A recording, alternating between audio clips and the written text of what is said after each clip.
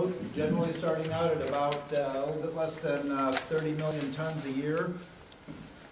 This bulk cargo is, 2/3 of this bulk cargo you'll see is either ag products or it's coal. The remainder is aggregates and minerals and petrochem and oil and the like. We did low, medium, and high forecasted growth rates based on some of the econometric analysis that's been done, and this chart you'll see here shows that in 2038 we could go to say 40. What do we got there? 47 million, almost 48 million tons. Otherwise, we're creeping up north of 36 million tons, in that range. So generally, for planning purposes, we've looked at the middle growth rate, a little bit more than 40 million tons by 2038, 31 to 36 million tons in the next 10 to 15 years or so. In focusing our forecast and focusing our cargo assessment, we started to interview specific shippers and beneficial cargo owners and carriers and the like to see what their needs were and what their prospects were for future growth. Again, these are shippers within the St. Louis area that have interest in the Jefferson County ports region. So basically what we saw is that the companies in the proximity to the ports here in Jefferson County would be aggregate, sand, scrap metal, and the bulk commodities that are available right now for port development. What that's saying is that the first terminal development is most likely going to be dry bulk of some sort.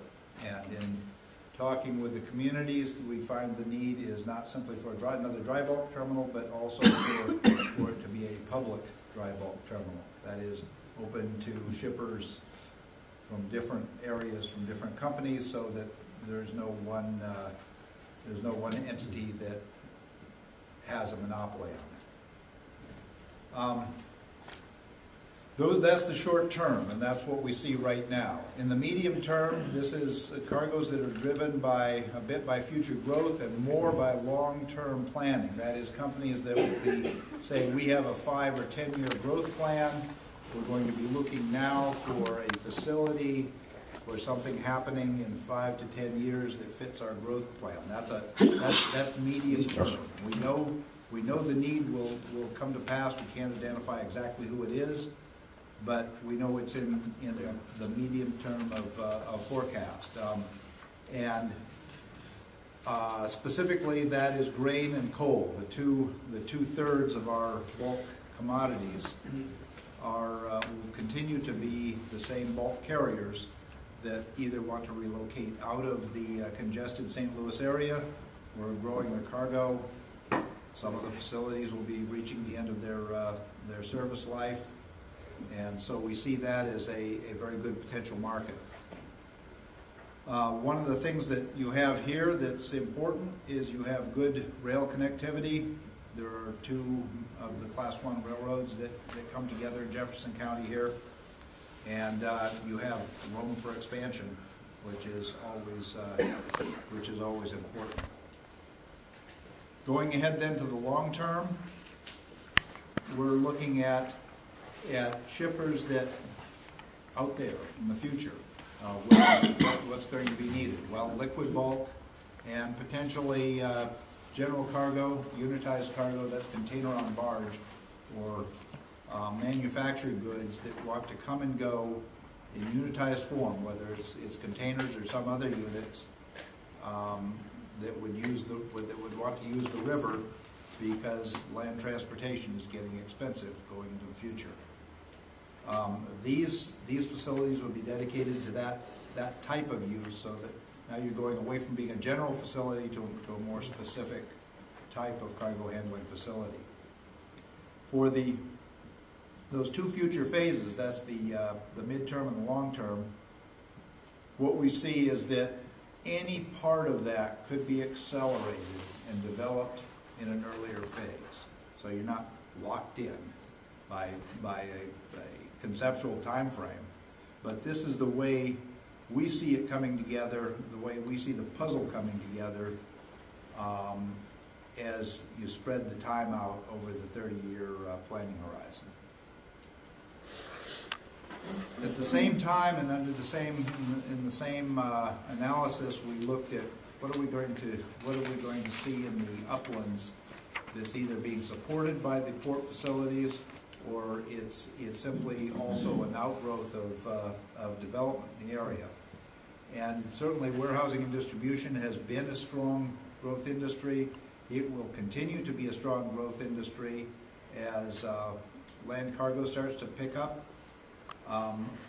In conjunction with that, we see light manufacturing and what's called flex space. And flex space manufacturing is for companies that need a combination of warehousing and manufacturing, or they need the ability to change the allocation of their manufacturing, warehousing, repackaging, value-added, localization, this sort of thing that's very compatible with the warehousing and distribution.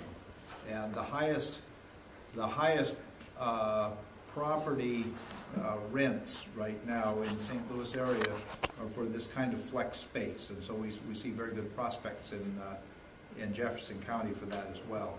And then out there in the long term, when you have other industries growing, you're going to have a need for high-end office space, and so we see that as a potential as well. In conjunction with all this, there are some ancillary facilities that will be needed, and in particular for the river. One of the things that's very necessary for a true full-service port is the switchboat operation, the tugboat that transfers the barges from the fleet on the line boat, on the main river road, brings them into the local terminal. So a switchboat is absolutely needed. Along with that is barge fleeting, place to hold empties, place to hold fulls in preparation for transfer at the wharf. And then, you know, something that we'd be looking for in the future is some servicing and fueling for the switchboats. With that, I'm going to turn it over to Barb. One thing I was wanting to mention as we're getting ready here, Christopher, is just to give you a perspective, SEMO Port in Cape Girardeau does about a million tons of shipping a year at that port. So, you know, when Christopher talks about a 15 million ton increase, that gives you an idea of how much it, you know, the facility there that it takes to do 1 million tons.